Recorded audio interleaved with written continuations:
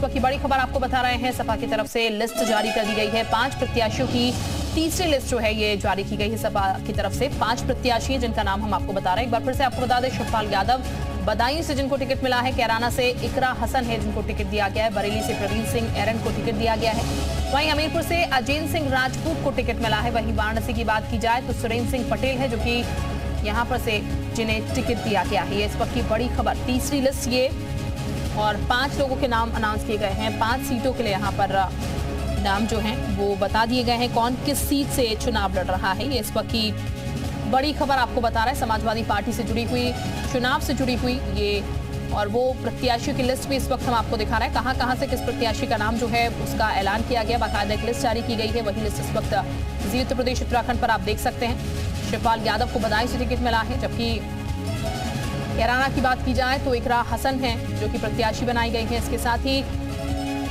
अगर बरेली की बात की जाए तो श्री प्रवीण सिंह एरन है जिनको प्रत्याशी बनाया गया। विवेक इस वक्त हमारे साथ ज्यादा जानकारी के साथ जुड़ चुके हैं। विवेक, 5 और नाम जो है वो सामने आ चुके हैं। सपा प्रत्याशियों की लिस्ट जो है वो जारी हुई है तीसरी।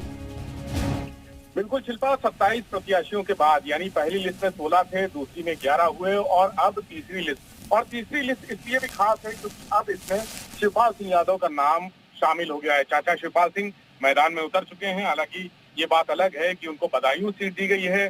पहले तय था कि वो आजमगढ़ से चुनाव लड़ेंगे, जहां से अखिलेश यादव पिछली बार सांसद बने थे और उन्होंने वो सीट छोड़ दी थी। और उस सीट से अब धर्मेंद्र यादव को प्रभारी बनाया गया है। और कन्नौज और आजमगढ़ सीट का धर्मेंद्र यादव का भी दावेदारी थी, हालांकि उनका नाम अभी तक प्रत्याशियों की लिस्ट में नहीं है। जो दूसरा महत्वपूर्ण नाम है कैराना, चूंकि कैराना को बहुत हॉट सीट माना जाता है।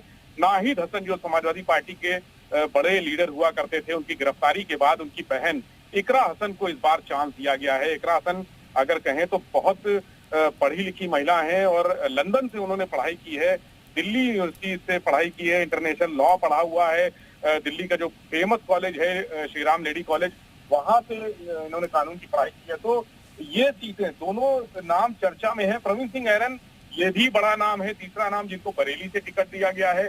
पश्चिमी उत्तर प्रदेश में कैराना से इकरा हसन को टिकट मिलना सीधे सीधे राष्ट्रीय लोक दल को चुनौती है। समाजवादी पार्टी से गठबंधन से हटने के बाद, भाजपा में जाने की चर्चाओं के बाद ये बड़ा कहा जा रहा है कि मजबूत प्रत्याशी समाजवादी पार्टी ने इकरा हसन को वहां से उतारा है। हालांकि उन्होंने मेहनत की, अपने भाई के चुनाव के दौरान, विधानसभा चुनाव के दौरान तमाम बार वो प्रचार में रही और एक पब्लिक की नब्ज टटोलने की भी कोशिश की। लेकिन उनके लिए राजनीति का जो क्षेत्र है वो भी थोड़ा सा नया है।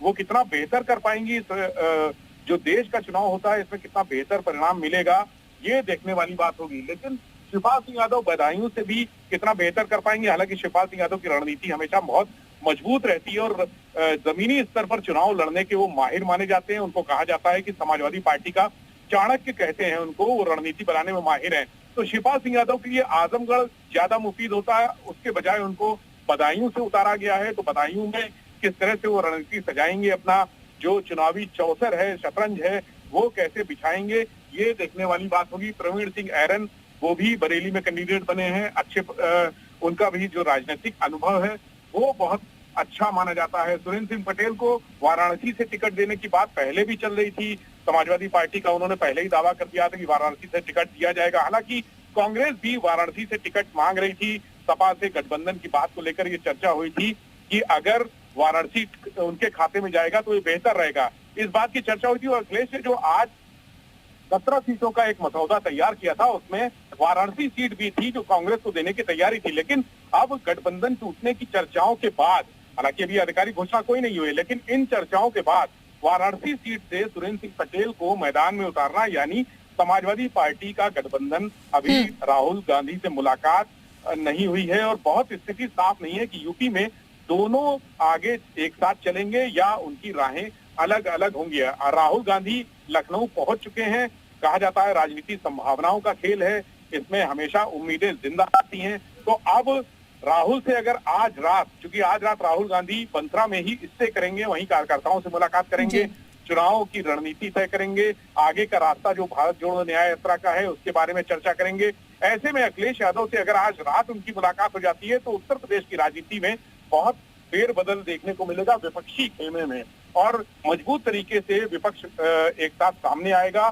सीटों का समझौता भी, फार्मूला भी तय हो सकता है, सीट शेयरिंग का क्या फार्मूला होगा। अगर कोई बात होती है तो निश्चित तौर पर जो आज लिस्ट जारी हुई है या जो कल लिस्ट जारी हुई थी उसमें कांग्रेस के तमाम ऐसे क्षेत्र थे, लोकसभा क्षेत्र जहां से कांग्रेस टिकट मांग रही थी, उनको चेंज किया जा सकता है, उनको बदला जा सकता है। कुछ सीटें कांग्रेस के खाते में जा सकती है, क्योंकि कांग्रेस 20 से 22 सीटें सपा से मांग रही थी। 80 सीटों में से कहा था, जो कांग्रेस के रणनीतिकार है, बड़े नेता, उन्होंने कहा था कि 80 में से 20-22 सीटें उनको चाहिए थी। उन्होंने लिस्ट भी सौंपी थी, लेकिन उस पर सहमति नहीं बन पाई। अखिलेश यादव 17 सीटें, पहली लिस्ट में उन्होंने 11 सीटें दी थी, अमेठी और रायबरेली को जोड़कर 13 सीटें दी थी, लेकिन जब कांग्रेस को जिद पे अड़ा देखा तो उन्होंने 3-4 सीटें और बढ़ाई और 17 सीटों पर वो तैयार हुए, लेकिन अभी भी बात बन नहीं पाई है। तो अगर आज रात सबकी निगाहें इस ओर लगी हैं कि अगर आज रात मुलाकात होती है अखिलेश यादव और राहुल गांधी की, क्योंकि राहुल गांधी लखनऊ पहुंच चुके हैं, तो ये सीटों का पूरा जो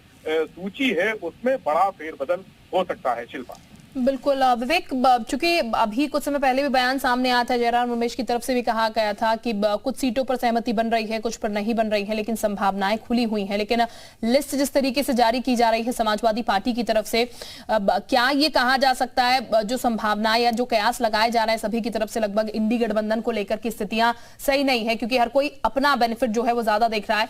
तो इस मुलाकात का इंतजार बहुत जरूरी, बहुत शिद्दत से सबको रहने वाला है।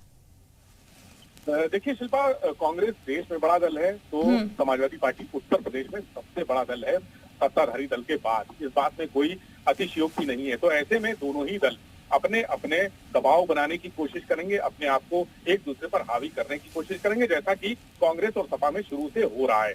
लगातार इस बात की कोशिश हो रही है कि सीटों को लेकर दबाव बनाया जाए, और जो बेहतर सीटें हैं, जहां पर जो जातीय समीकरण कांग्रेस के पक्ष में है, क्योंकि ये राष्ट्रीय चुनाव का एकदम अलग प्रारूप होता है, इसमें क्षेत्रीय दलों पर बहुत ज्यादा जो आम जनता होती है वो बहुत ज्यादा भरोसा नहीं करती है। वो जानती है कि केंद्र की सरकार की लड़ाई हो रही है, तो भाजपा या फिर कांग्रेस, दो ही पार्टियां उसकी निगाह में होती है। तो ऐसे में कांग्रेस की कोशिश ये है कि हम ज्यादा से ज्यादा सीटें हासिल करें, ताकि हमको ज्यादा से ज्यादा सीट मिले और केंद्र में दावा मजबूत हो, क्योंकि केंद्र में भी बहुत सारे लोगों का चेहरा उभर रहा है नए नए नेता के रूप में। नीतीश कुमार हालांकि भाजपा में चले गए, तो अब आज की मुलाकात बहुत महत्वपूर्ण हो जाती है। बिल्कुल, जाहिर तौर पर देखना होगा विवेक आज की मुलाकात के बाद क्या कुछ बेहतर निकल के आ पाता है, संभावनाएं क्या बनती है। बहुत शुक्रिया विवेक आपका तमाम जानकारी देने के लिए।